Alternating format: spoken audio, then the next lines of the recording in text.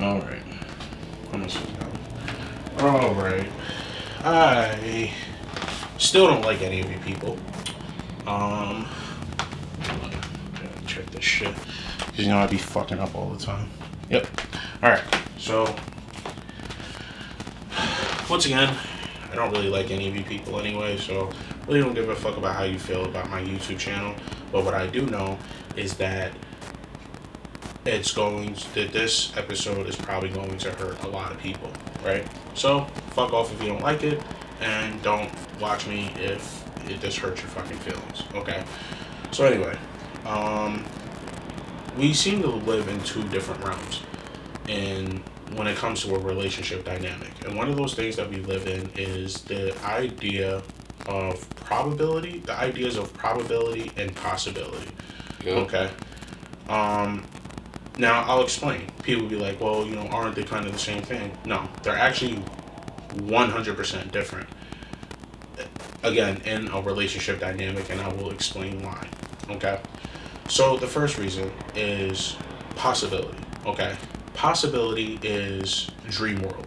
Okay? Mm-hmm. Possibility is, I believe that this is going to be the case, even though, from an educational standpoint, it's not. Okay. A lot of us live in possibilities. The possibility that I believe that my sex can change this man, or my sex can change this woman from her habitual habits that she chooses to be a part of. Ergo cheating, ergo disrespect, ergo, how she approaches and treats other men and stuff like that, or how he treats other women and stuff like that. How I treat this person rather than how we treat each other accordingly. So, possibility is dream world, your thought process. Okay. Probability is realism. Yeah. Probability is this is your reality. Okay. Yeah. Once a cheater, always a cheater. Probability mindset. Okay.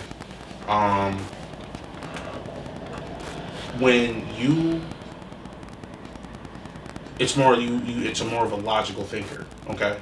Easier way to describe this is probability is more of a logical thinker, and possibility is more of an emotional thinker. Yeah.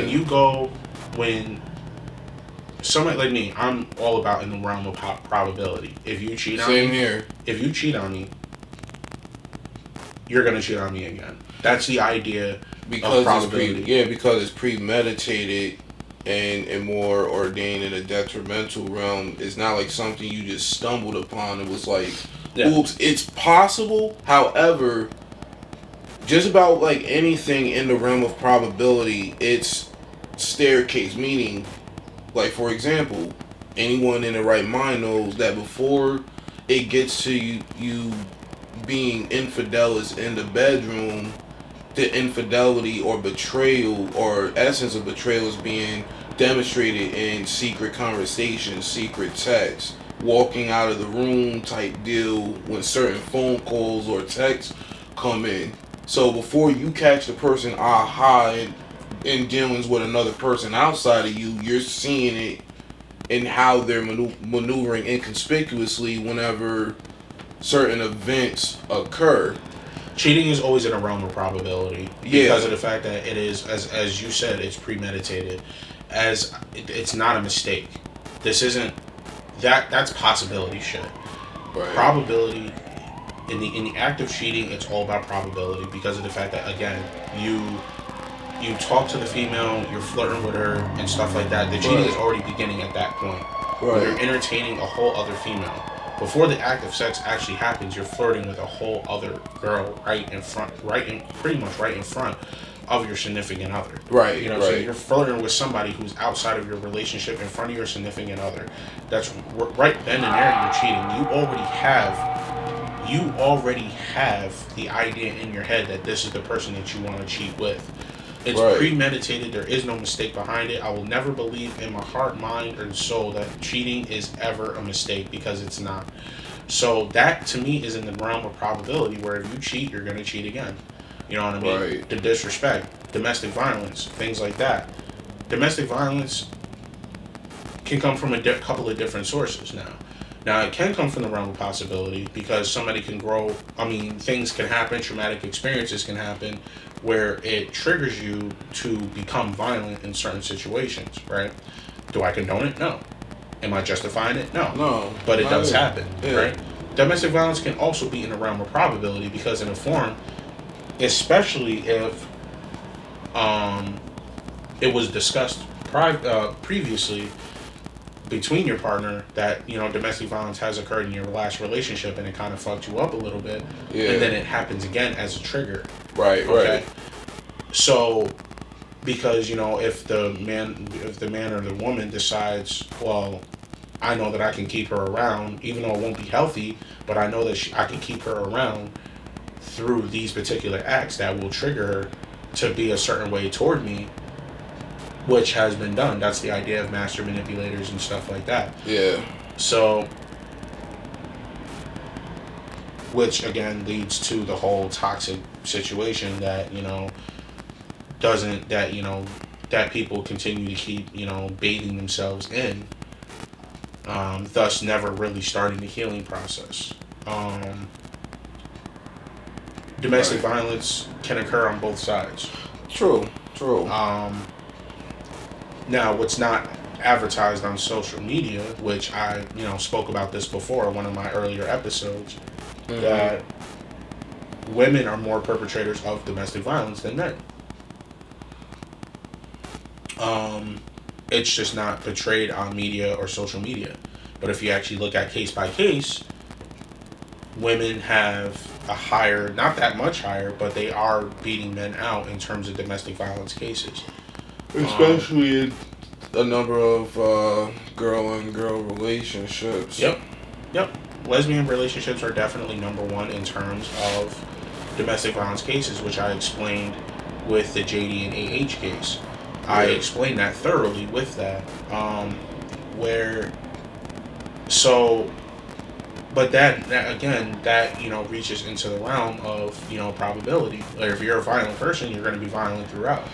In the realm of probability, what you demonstrate or display that indicates you move in a certain way is because you're That's demonstrating. You're demonstrating that, and but by the behaviors or behavioral patterns you're demonstrating is indicating, like the bro says, that's who you are as a person. And one of the things I've demonstrated in one of the earlier videos, that people tell us, whether it's in social verbatims or in physical hands-on behaviors, that who they are and the type of person they are as a person.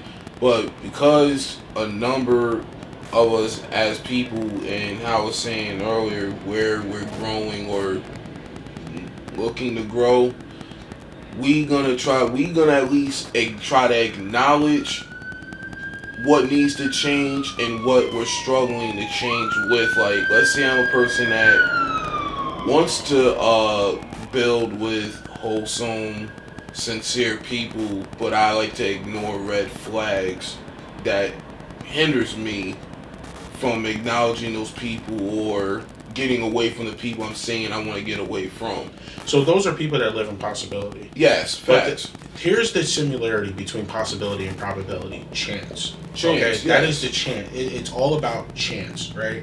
But there's different types of chances here, because of the fact that, you know, because nothing is ever set in stone.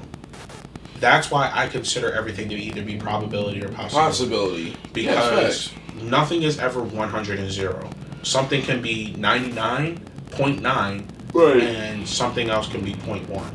There's never a set in stone thing that happens. There is those rare possibility and chances that people manifest, grow, understand, and evolve. That's true indeed. There are places and times when a possibility, which is an emotional thought process, that more times than not, leads to negative outcomings of a particular situation in a relationship can become logical and good for the heart. Because not all the time do you approach things with an emotional mindset that it's actually ever good. You know what I mean? Like, one of the things that kill me more than anything is it's like, when, you talk about when you always have that stigma, right? Where the stigma is once a cheater, always a cheater. Probable mindset, not a possible, a probable mindset. That comes from people who has those sort of sayings comes from people who have caught their partner cheating multiple times. This isn't a thing because of the fact that it's like they got caught cheating, and then after a while they slipped up again, got caught again. You know what I mean? Mm-hmm. And that's why I don't even give second chances. The moment that I realize that cheating is going on, the moment that funny shit starts happening, I immediately distance myself from that person. Like I don't give second chances to cheating. I don't normalize it. I don't say, well, Jay cheated, but we got past it. No. You forgave it because you still wanted to have that, you still wanted to have that sex with that person because you have absorbed the toxic mentality of today's society. And if you have multiple partners, then you yourself isn't stable as a person. You have absorbed that mindset, and that's why it's become toxic for you and that's why people are more forgiving of cheaters nowadays because they look at what's going on in society. So these are possibility people. We have developed a more of a possibility aspect of it because of the fact that, back in the 80s and 90s, if you cheated, you were done. You cheated, it was fucked. You were fucked. You were tossed to the side. They moved on to another partner and went from there, right? Yeah. Nowadays, it's like, oh, you cheated. It's okay. Like one of the things that kill me is when people say, well, how does a 65-year marriage last? They'd be like, forgiveness. And I'm like, forgiveness of what, though? Is it forgiveness because you might have said something hurtful in an argument? Because, when two totally different people collide, disagreements happen. I believe it's more so compromising and willing to move forward on that understanding of the assignment, even though there was indiscrepancies involved. It's something that both people, as a couple, as a partnership, came to align with. But my thing is that that's just my opinion. But my thing is that gets me is that marriages don't last because of forgiveness. In that aspect, right. Marriages last because of loyalty. You can be loyal to somebody all your life. If you choose not to be loyal, that's you. It'll change the ties tremendously. That's you. That's facts. That's not anybody else. That's you. That's no outside circumstance. That's not scientifically proven that people can't belong to one.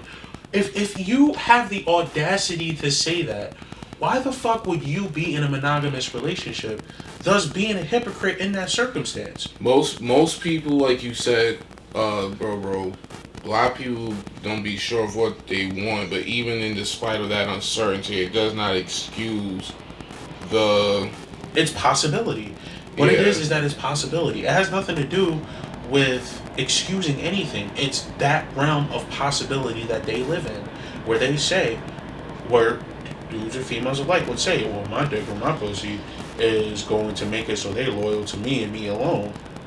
But that's not what defines the relationship, but it's the people in the realm of possibility seems to go for that. Yeah. It's very one-sided, even though we've said before in many of the videos, people are entitled to their choices and decisions and freedom of thinking and decision, but they're not free from those consequences that comes with that basis of thinking or decision. Yeah. Like, in all seriousness, it's like, like a lie detector test for 100% example, right? Mm-hmm. Like, they will always say that a lie detector test is accurate until they're proven out to be a liar. You know what I mean? And those people live in a realm of possibility. You know what I mean? Where it's just some can be so convinced in their possibility that it can actually trump the lie detector readings, even though it is faulty. But it's like, yo, these readings saying you're telling the truth. Exactly. Cause the person that's under the cross examination of the test, they're convinced themselves. Since I believe in it enough, I believe it to be true. Yeah. Exactly. Yeah. So that's what it is, and it's just like, when you take a lie detector test and stuff like that, like people try to beat the lie detector test. Like, if you don't have anything to hide, why are you trying to beat the lie detector test? And it's like, yeah. Well, I looked at it was like this page that was on Facebook. I think it was called like LA Gear or something like that. Yeah, I've heard it. Where they were doing lie detector tests on numerous people, and they would say, "Hey, is this lie detector test accurate?" And they ask everybody who's taken it, and they've done hundreds of people, and out of those hundreds of people, they all said, "Yes, it's accurate." So when they get called out to be a liar, then they're like, "Oh, this test isn't accurate." Da da da da da. Like, and then next thing you know, they actually bring the cheater into the room, the person that they actually cheated with, and now all of a sudden they're surprised when that person comes back, or that person acts like, "Oh, I don't even know that person." Da da da da da. This, that, and the third, and it's just like, it's like you see it. You know what I mean? Like, you see this realm of possibility that is just to the point of delusion. Yeah, and deliriousness. Yeah, and it's just like, I just don't understand. It's like, if you're cheating, you're cheating. Like, if you're going to be a cheater, be thorough about it and be in an open relationship. Stop manipulating people into monogamous relationships if you yourself is poly. Be open. But the thing about being thorough, that means that even if they are making a decision that can be potentially harmful, which it can happen at any given moment, was like you said, bro, there's always that chance something could change from possibility to probability and vice versa. If a person is deciding and not condoning cheating or anything like that, if they're, like you said, cousin, if they're gonna just make that decision, be thorough, but to be thorough would mean even if they're right or wrong in their choice or decision making, they're willing to be honest with themselves. I'm about to do some dirt, and I know there's possibilities of what could come of this, but I'm willing to go all the way. Yeah. But there's a lot of people that know that they're deciding to do some dirt, but still wants to hold on to whoever they know they're risking it all for. Well, it's because of the fact that people... Here's what it is. When people get upset that they get caught cheating, they feel like that they got intruded. They feel like that somehow, some type of way, there was some sort of intrusion that happened in their life that led to them being caught up. When it was like, you talking about the one that's cheating? Yeah. Which is that's funny. It's hilarious because I'm cheating or I'm Let's say I'm stabbing bro in the back. He catches me, checks me on it, but then I try to flip the script like he was the problem for something I initiated that created the entirety of the problem in the first place. I was being foul. It's the lack of accountability for doing exactly dirt. Because people don't understand what it means to be in a monogamous relationship because they think, again, it's the dynamic of how relationships are overall approached. Like you be like, yo, milk stiller, why you do such and such, and I did everything for you. Let's say I don't deny what the wrong I did, but then I pull this. Well, if it wasn't for you, if it wasn't for you, I wanted to stab you in the back. Yeah. If it wasn't because you did this or you did that, I'm like, then stop fucking with me. Stop being my friend. Stop coming around me. And if you're gonna cheat, don't come around me. Don't come home. Right, and that's also another thing. A person that's being sincere, even in the wrongdoings of things, is not. I mean, in the realm of probability, more than likely that said individual or individuals' friendship, or more than likely they're gonna try to work through it, especially if they're being accountable. I did hurt you. You brought it to my attention. I'm a man up, and try to make reprimands and redemptions on presenting. You won't have to worry about me doing that again. And then where do we go from there? The point is, stop being so forgiving. Yeah. Exactly. Stop living in the realm of possibility and stop being so forgiving. Fuck the world's societal standards. Fuck everybody's societal standards. Fuck social media societal standards. And be focused on being happy. I'm like, there are 7 billion people in this world. There's somebody for everybody. You know what I mean? Stop being so focused and hung up on, well, if I don't want to start over with somebody else. Fuck that.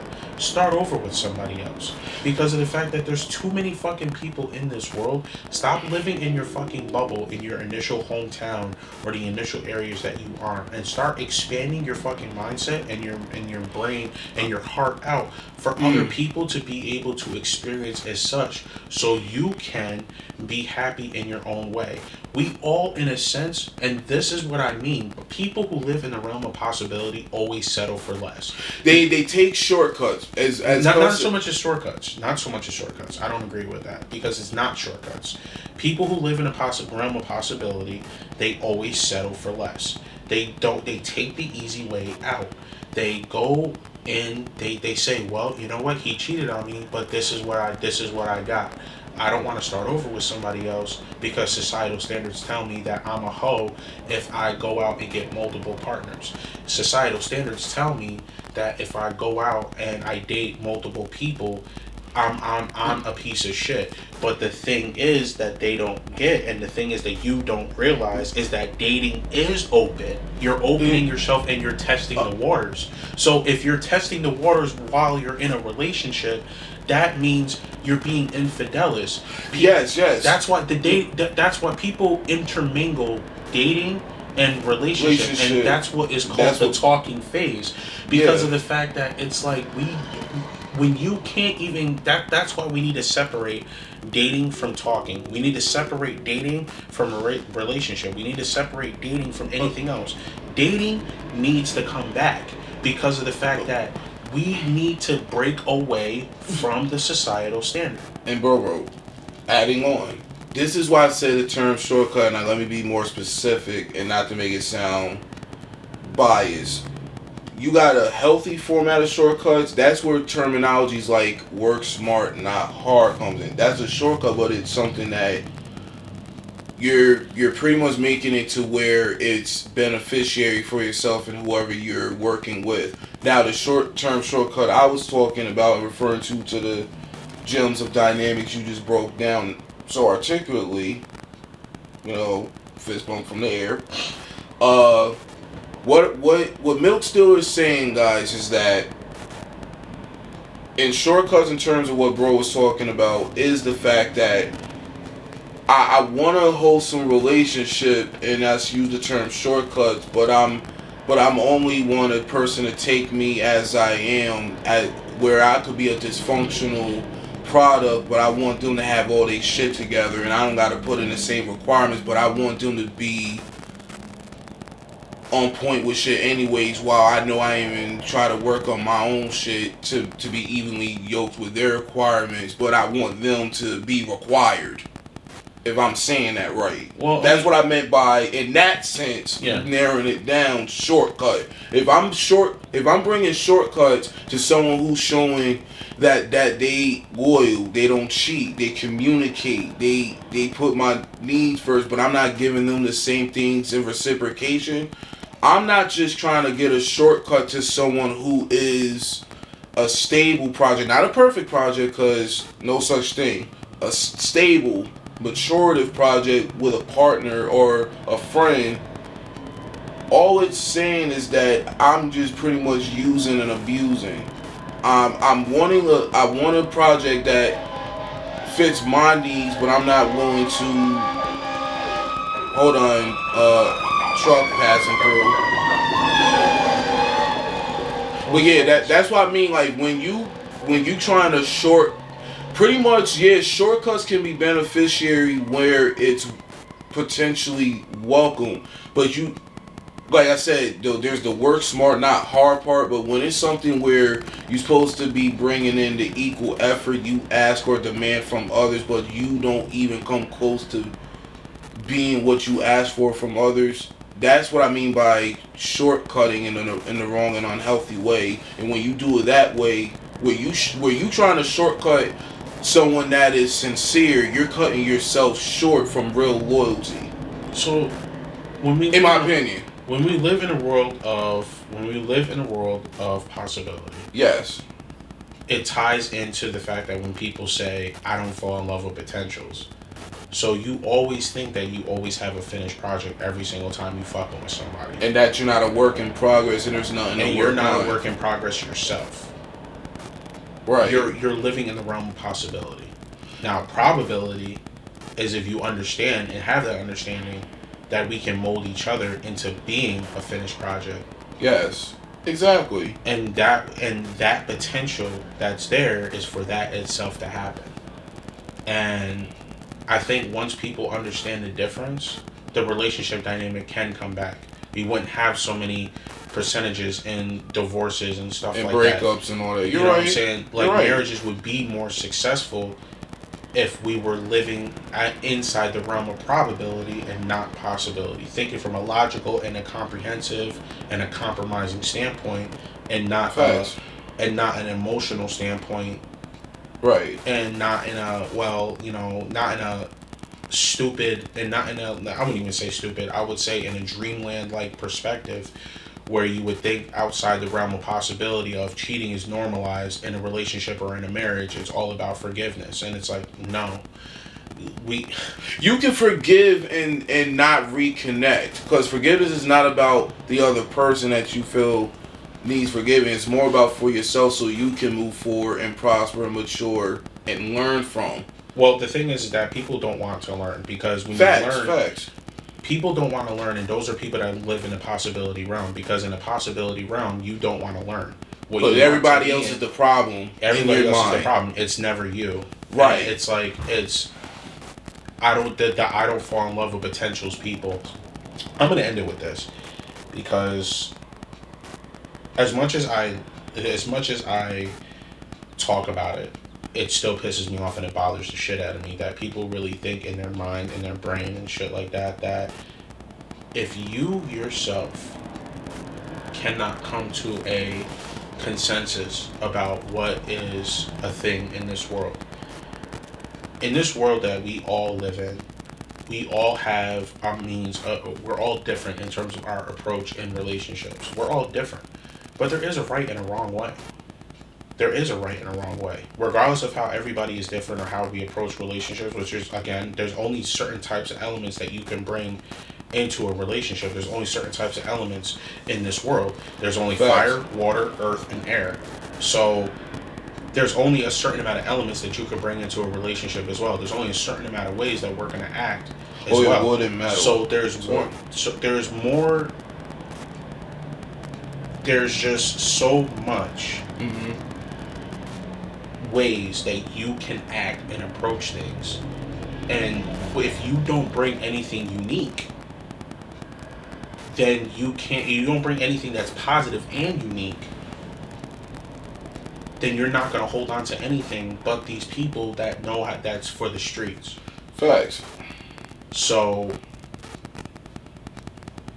possibility is emotional, probability is logic. And when you get that through your head on that aspect, it makes it a lot easier for you to go forward, especially with things in life.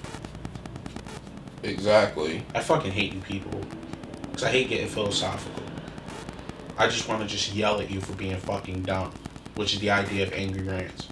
But fuck it,